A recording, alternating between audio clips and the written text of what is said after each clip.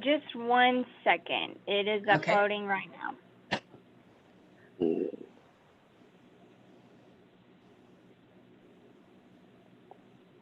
Okay, you're good to go. Okay, thank you. I'm calling the Education Committee meeting to order. Our meeting tonight is by Zoom, and I will need a motion to approve that format for this meeting tonight. Do I hear a motion? Commissioner Hennessy, so moved. Okay, and that was by Mr. Hennessy. A second? Me, Stout. A second. All right, any discussion?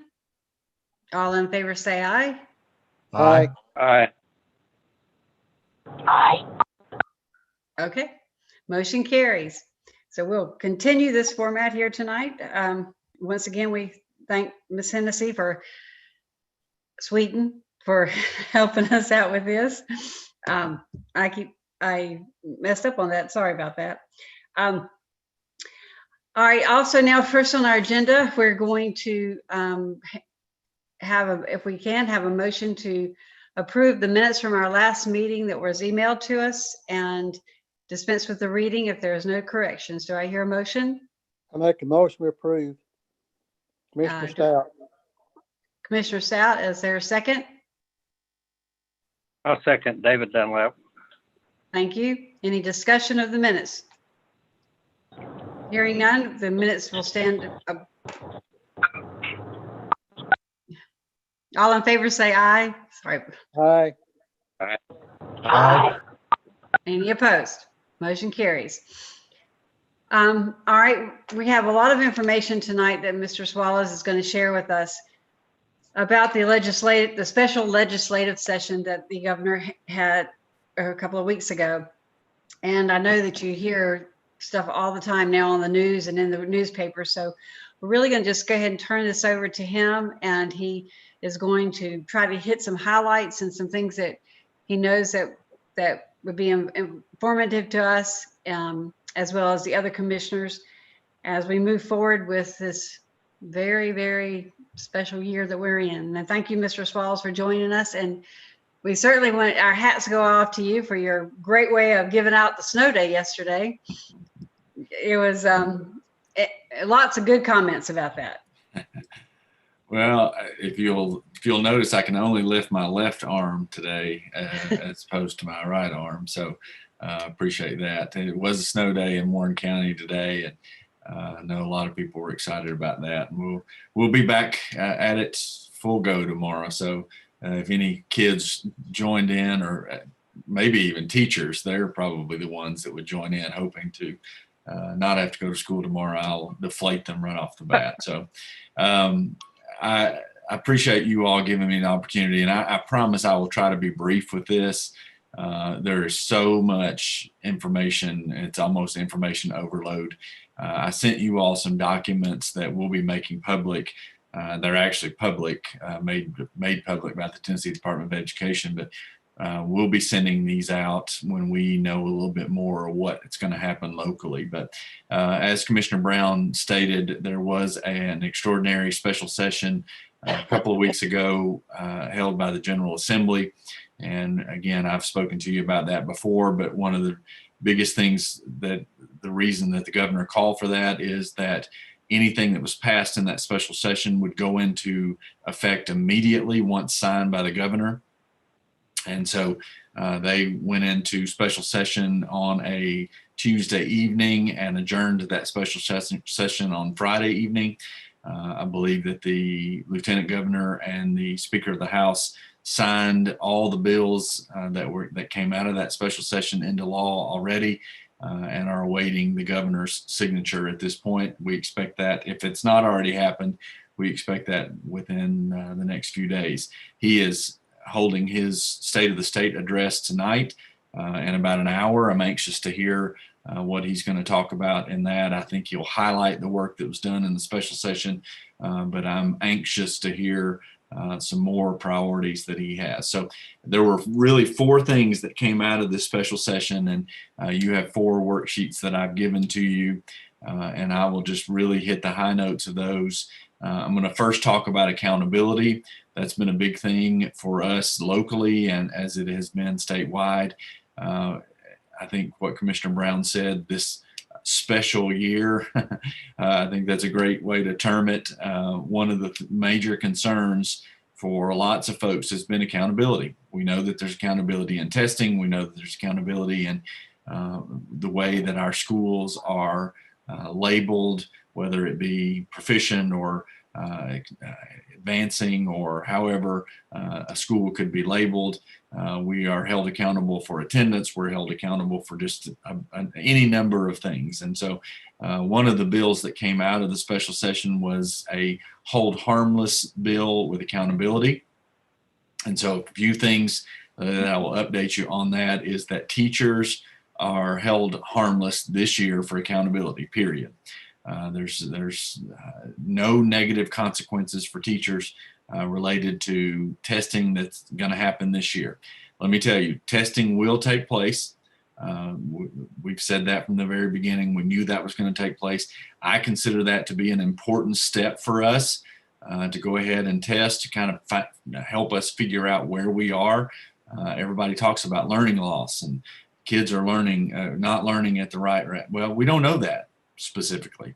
We think that may be taking place, but we don't know that for sure. We need to know where we are. So testing is important, but more importantly for us and our teachers are that they're held harmless for the negative consequences that might come from that.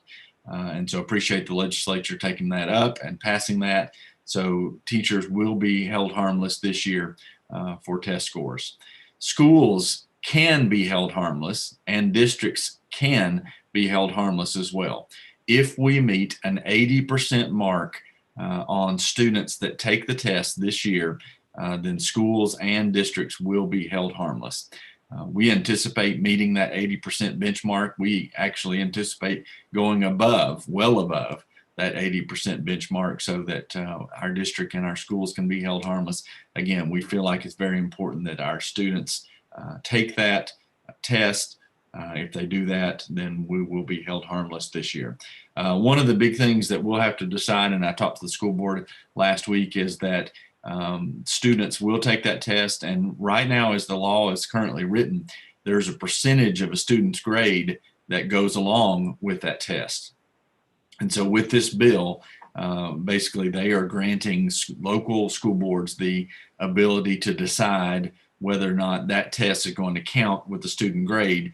And they can decide between a 0% or a 25, up to a 25% part of a student's grade, final grade, will take place with the TCAP or end of course exam. I kind of come down on both sides of that. One, if teachers and schools and districts are being held harmless, I feel like students probably should be held harmless in a special year as well.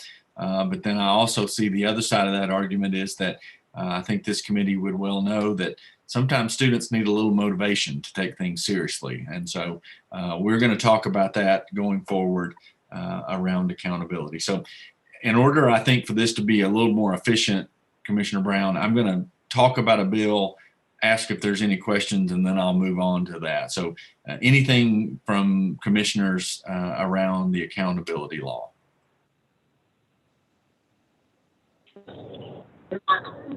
Commissioners, excuse me. Sorry. Go ahead, Deborah. Sorry, Robert Hennessy. Okay, that's okay. Director Swallows, my phone cut out a little bit when you said that 80%. So did you say 80% of students have to take the test, or the students have to score 80% or above of mastery? Good question. No, there is no level that they have to score, but we have to test at 80% of our student population. Okay. So our student Thank you. population is right around 6,100. So whatever 80% of that is would waive the accountability for districts and schools. Okay, thank you. Director Swallows, Robert Hennessy. Mhm. My question is, when we're looking at this accountability and hold harmless law, is that the same or different than the BEP funding? Does that fall Great in the question. same? Yeah, great question. Same language, different bill. All right. And I'll just Okay. go ahead and tell you right now, they did not take up BEP hold harmless in this session. Now, I'm very hopeful that they will take that up. The general session came back in today, and I think you will find that directors like myself are not going to we're not going to let that issue die. So we're going to push for them to take that up in the General Assembly. Thank you. The general session. Doing some quick math there, Commissioner Evans, that's about 4,800 of our students. If we can test at that level, that's about 80%. So great question. You made me do something I should have done long ago. So thank you for that. Other questions?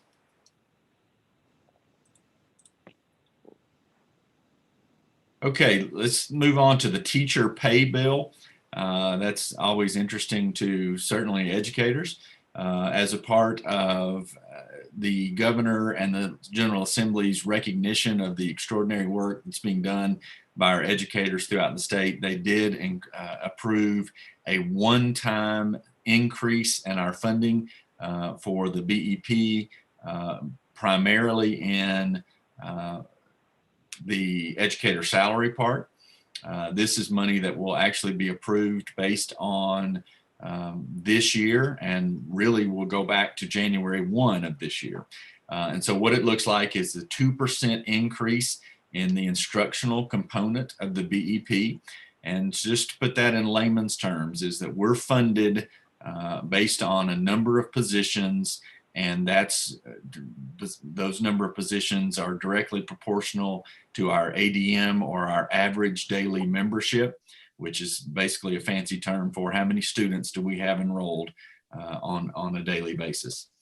And so what will happen is that we'll get an allotment, an increase, and then we have to turn around and put all that money toward educators' salaries. All right, where it's very tricky, and I'm sure you've heard this before, is that because it's the BEP instructional component, not all of our educators in our district, not all of the positions fall underneath that instructional component. Classified workers do not fall underneath that. It's only certified workers. So basically, they're sending us money based on those positions. On top of the fact that if we have any positions above the BEP allotment, which we do, we would not technically have money to go toward a raise for that. So that's the reason that the 2% number gets tricky. It's just basically a 2% increase. And then local districts are able to decide whether or not, or how we are able to use that. Okay, this money is allotted for employee salaries only. So we're going to use all of it. And what it looks like we're going to be able to do with it is to once again give a bonus in the spring semester to our educators. I talked to the school board last week. Our hope and our goal is that we will be able to give a bonus to all of our staff and all of our employees, just the same as we did in November.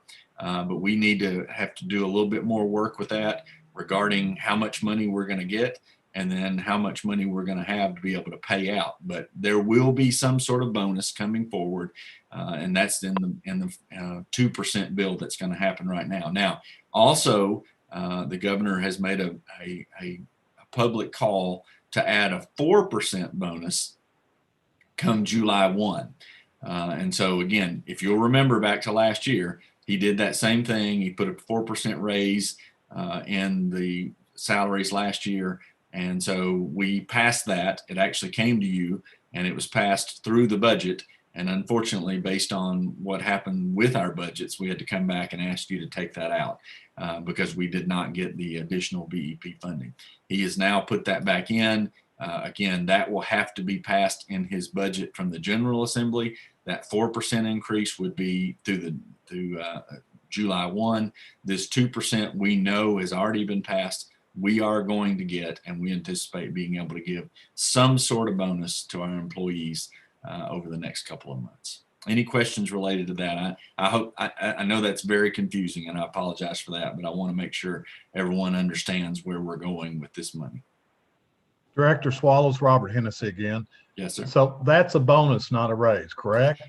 That's correct. I don't see how that we could do that in mid-year, and also on the fact that it's simply not enough money to be able to give everybody. We could do it on a salary raise, but if we do it like that, it's not going to account to very much. So we think a bonus this year is the right way. Now, what my hope would be in July would be a salary raise as opposed to a bonus.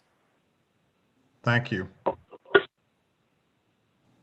Mr. Swallows, Yes, ma'am. you know, that is very confusing. If somebody just heard it, they may think they're going to get a 2% salary increase. That's correct. And that's not what this says at all. It's a 2% of your whole package is coming to your district to be distributed by you and your board to how you think it's going to work out equally and the best for everybody, right? That's correct. And I appreciate you pointing that out, because again, I want our educators and our employees to get as much as we possibly can get. But at the end of the day, when we report it as a 2% salary increase, that's not necessarily accurate. It's a 2% increase to our instructional component of the BEP, which sounds like a completely different language. And honestly, a year ago, as a principal, I probably wouldn't have understood that. But as a director now, we get a pot of money and they're adding 2% to that pot of money. Now we, on the local level, have to decide what we do with that additional 2%.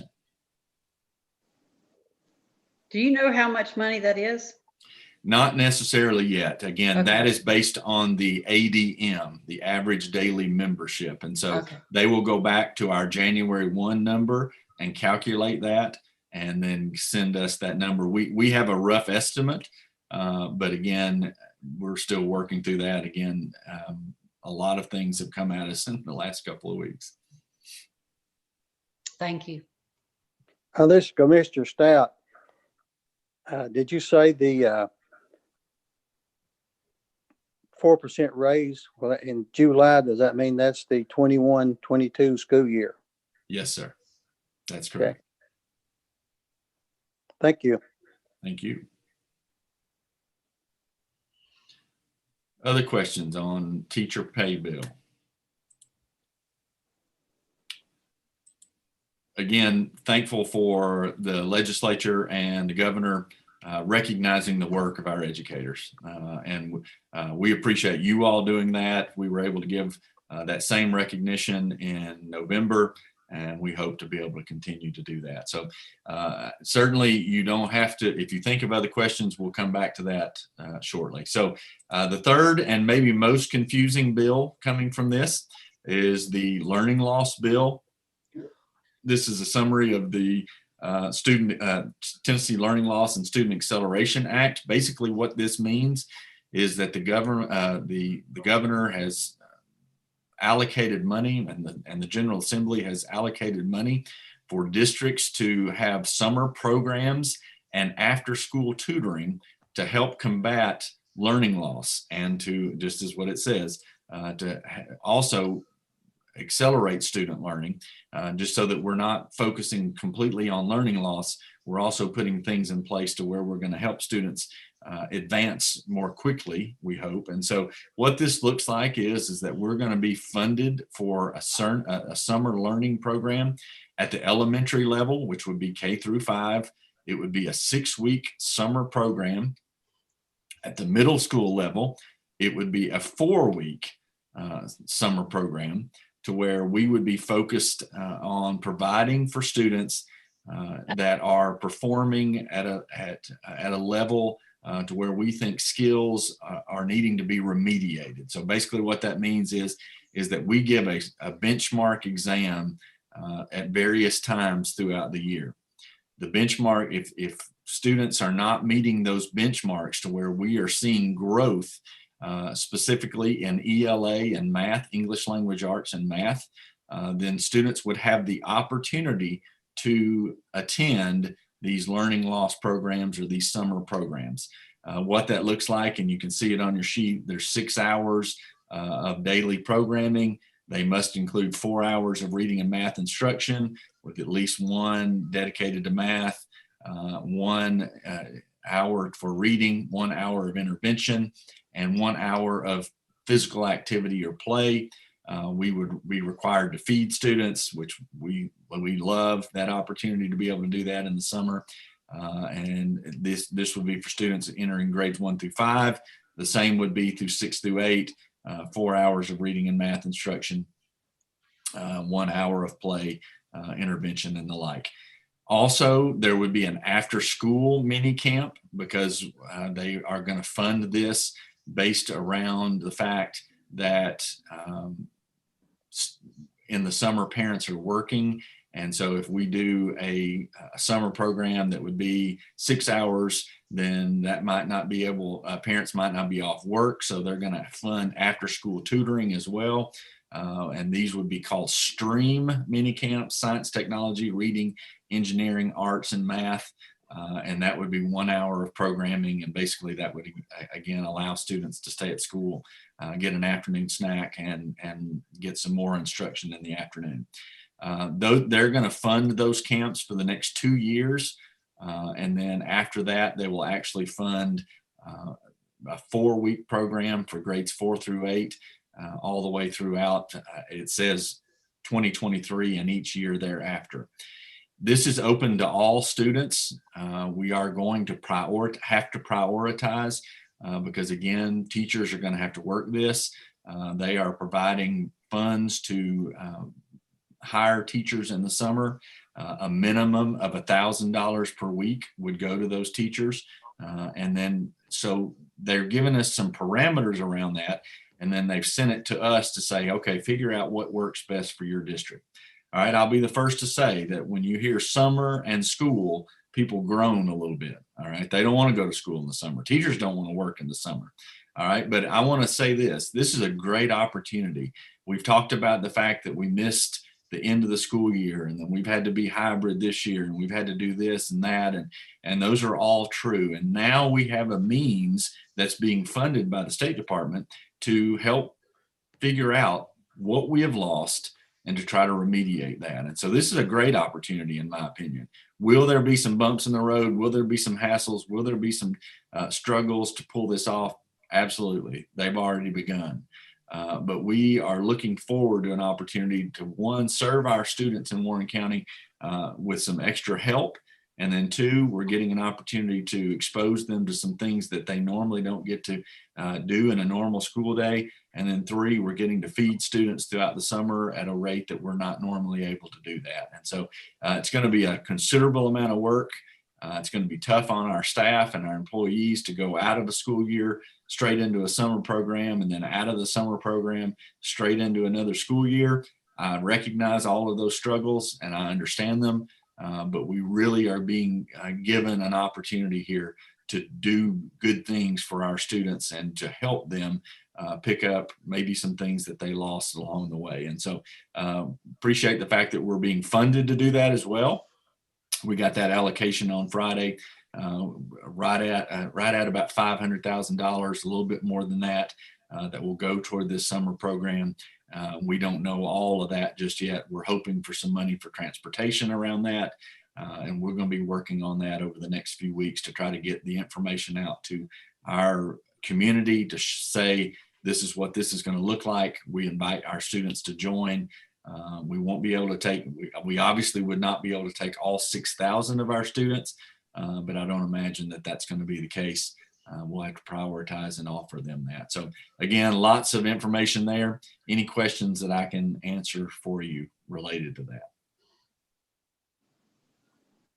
Director Swallows, Robert Hennessy again. Yes, sir.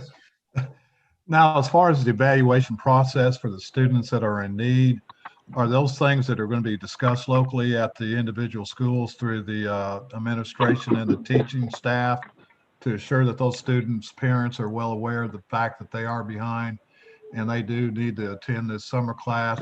Second part of my question if you have an issue with staffing, would you consider retired teachers to help? Thank you. Yes, sir. Thank you for both those questions. One is we have to actually notify families well in advance and based around I talked earlier in the meeting about using TCAP scores to figure out where we are. We probably won't have those scores well enough in advance to notify the parents and the students of their eligibility into this program. So we'll be using local benchmark data to make those decisions. Actually, schools are already identifying. They wrapped that up on Friday. We'll continue to monitor that as we go throughout this semester.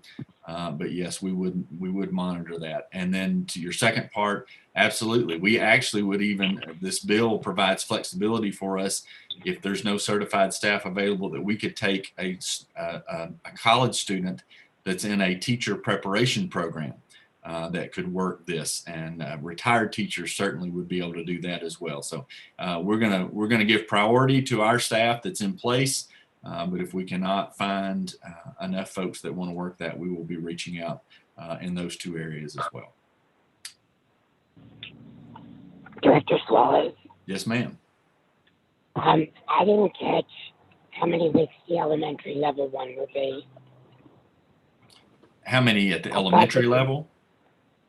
Yeah, the middle school is 4 weeks, but the K-5, how many weeks will theirs be?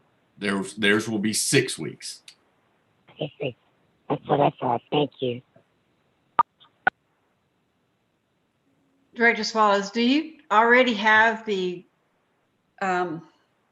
class outlines already? You know exactly what you're going to do in each one of your camps, or are you just waiting now to?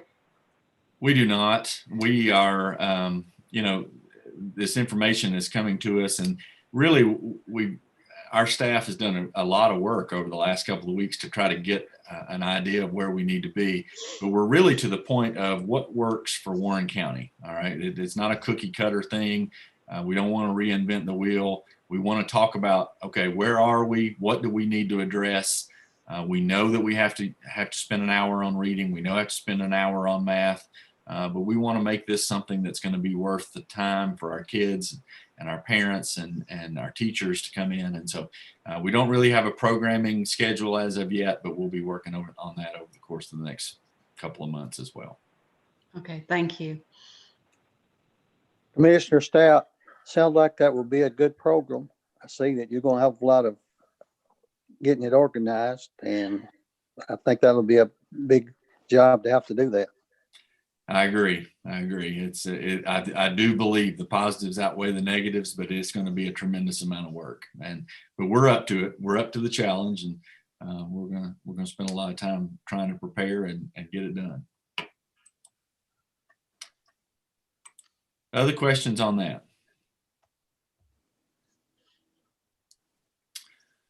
Okay, I won't spend as much time on the last part because the literacy bill that came out, for many of you, we've heard and talked about literacy in our state for the last few years, and really this bill is just giving a strategic focus to what we need to be doing in the state. It's providing something that's termed a universal screener.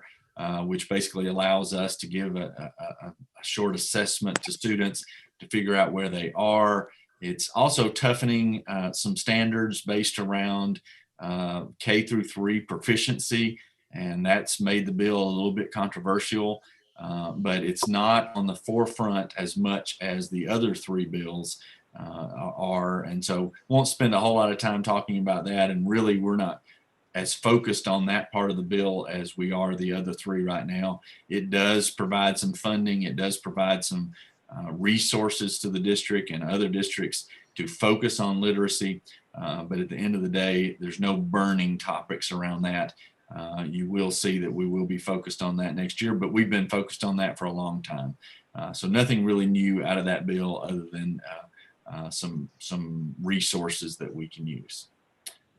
Questions about that one, or really anything else out of that? That somewhat wraps up the special session. Any other questions that I can answer for you related to that? Mr. Swallows, this is David Dunlap. Mm-hmm. On that literacy, is it really anything different than what we've already done? I read or heard something about parents could decide if their child was promoted to the next grade, or am I confused? A little bit. Basically, it's strengthening the third grade promotion and retention plan.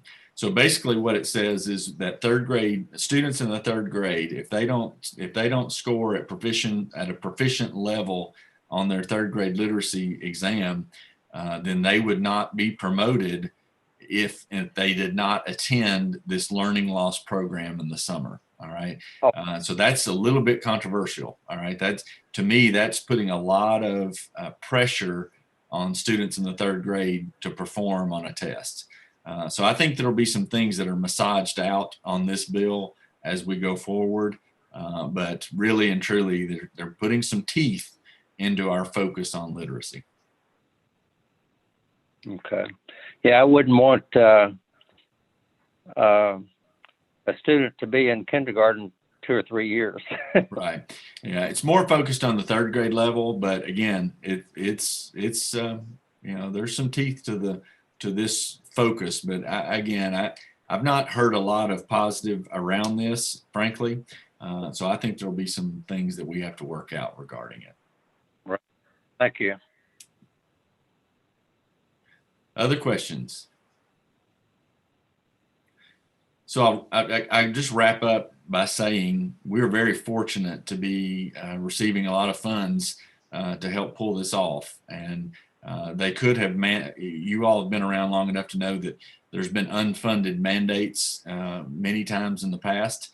And that's what I was afraid of. But we are fortunate that the General Assembly did make money available for us to pull these programs together. And I'm looking forward to updating you in the August Education Committee meeting on how this has gone.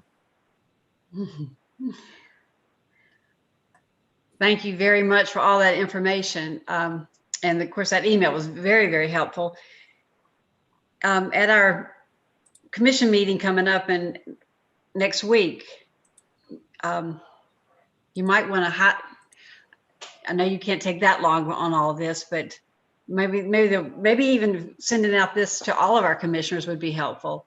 Sure. And that way, if Lauren could forward that out to everyone.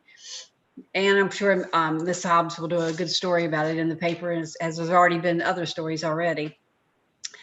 Thank you, and thank you very much for that. And the other two things on our agenda was an update on West Elementary and your current COVID operations. So I'll try to do those quickly. The West Elementary project, we are waiting on an elevator inspection. The inspector came and wasn't quite right, and so we had to fix some things. And then there's actually an HVAC unit on the top of the building that was placed wrong, and so that's having to be moved. That's going to take place on February the 11th.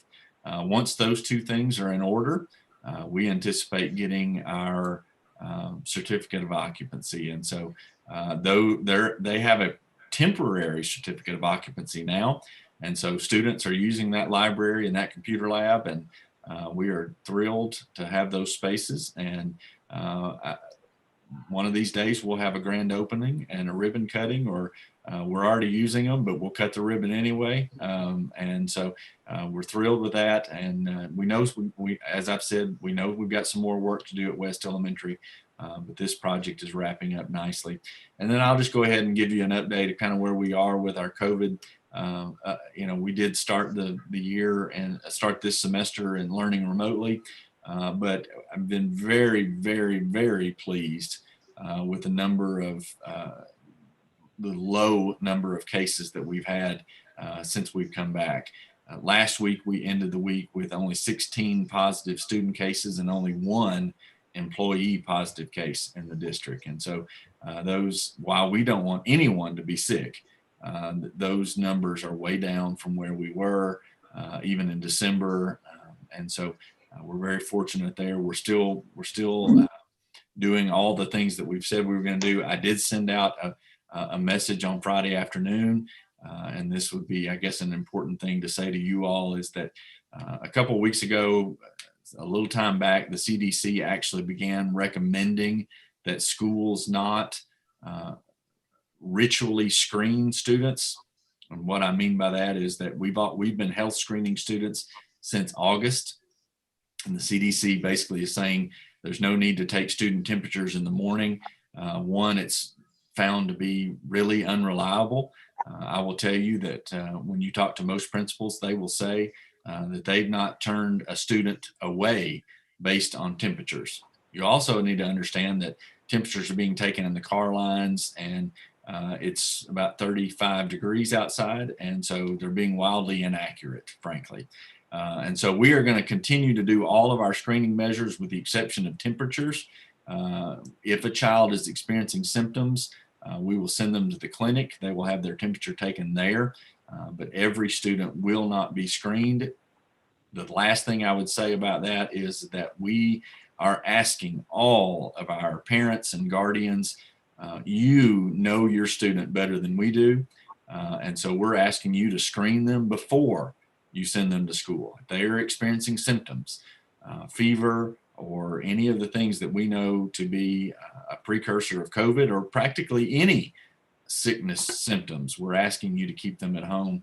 And if we'll screen at home, then we can really do some good things. Now, I also want to say that our teachers and our employees have gotten the opportunity. I want to brag on our health department here locally. They have done a fantastic job of helping our employees get vaccinated. We have a number of employees that actually have already gotten their second round of the vaccine.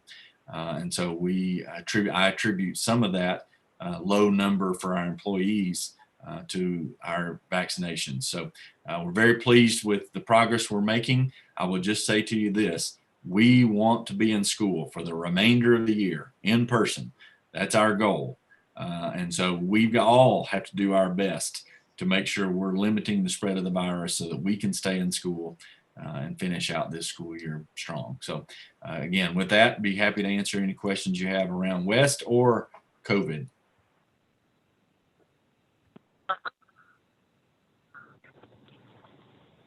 Director Swallows. Yes, ma'am. Are we still doing virtual Fridays? We are. Okay, that's what I thought. Thank you. Yeah. I had a few questions related around that, Commissioner Evans. One of those is, we saw our VIP numbers go back up in December. We're about 800 students in VIP. And so in our current format, many of our teachers are teaching virtually and in person. And so Fridays have been a time that we're giving teachers the opportunity to concentrate on getting lessons for virtual students and in person, as well as I think it's important that we have an opportunity on that Friday to really clean our buildings and give our opportunity to have students away from each other a day. And somebody's asked me, how long is that going to go? And I don't know the answer to that. I hope next year we're in school 5 days a week because we don't have to worry about this. But currently our strategy seems to be working. I agree. I commend you again, as I think so highly of all of you. Thank you. Are there any other questions from anyone or comments? Chairman Brown, if I could, it's Jimmy Haley. Yes, Mr. Haley. We'll be doing, of course, the BLTV update tomorrow, but Lauren and I will send out a link. Commissioner Schwinn did an excellent job, and Mr. Swallows did too on my show 2 weeks ago, explaining the outcome of the General Assembly special session that the governor called. And then Dr. Fiskus did an excellent overview of the vaccines and how it plays out. And of course, that's been very well received across the county. We continue to get more vaccines than most places around us do. And part of that is the success that we've had thus far. And a lot of places, teachers haven't even begun to be vaccinated yet. And that's one of the easiest, quickest ways to stabilize our teacher population so we don't have illness and sickness to shut down our schools and stuff again. So, but we'll send out that link. So if anybody wants to watch that part of the segment, they'll be able to get really a well-described and explained detailed version of each of those. Thank you, Mr. Haley. Any other comments from anyone? Is there any other business you want to bring before the meeting? Thank you, Mr. Swallows, for joining us this evening and for that great report. And if there's not anything else, do I hear a motion to adjourn? Commissioner Stout, adjourn. And a second. I'll Commissioner second. Hennessy, David a Dunlap. second. All right. Thank you very much. That's a motion to adjourn. And we'll see all of you next Tuesday evening. Thank you. Thank you, guys. Thank you. Thank you.